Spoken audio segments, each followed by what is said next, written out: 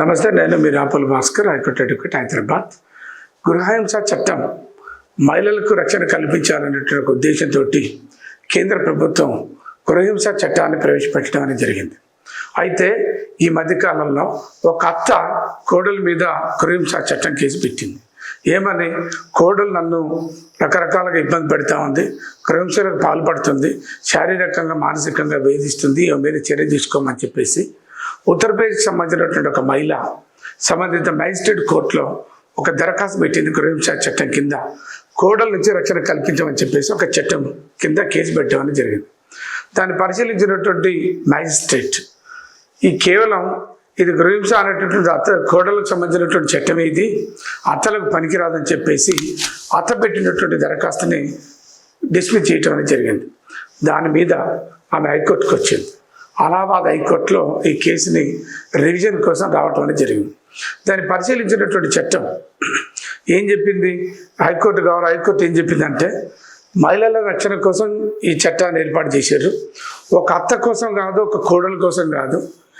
అత్త అయినా, కోడలైనా, ఆడబిడ్డ అయినా, అమ్మమ్మ అయినా, నాయనమ్మ అయినా, ఒక మహిళ ఉండి ఆమె యొక్క కుటుంబ సభ్యుల తోటి వేధింపులకు గురి అయితే, గృహహింసకు పాల్పడితే, బిడ్డ కావచ్చు, కోడలు కావచ్చు, అత్త కావచ్చు, లేదా అమ్మమ్మ కావచ్చు, నాయనమ్మ కావచ్చు, ఒక మహిళ ఉండి నిజంగా ఆమె కాక ఇతర కుటుంబ సభ్యులతోటి వేధింపులకు గురి అయితే ఆమెకు ఈ చట్టం వర్తిస్తుంది.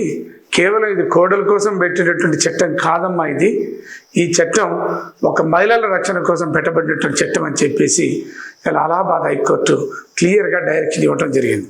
ముఖ్యంగా దేశ ప్రజలకు, రాష్ట్ర ప్రజలందరూ కూడా తెలవాల్సినటువంటి అంశం ఏంటంటే, గృహహింస చట్టం అనేది కేవలం కోడల కోసం మాత్రమే పెట్టినని అనేటువంటి ఒక అపోహలు ఉన్నారు.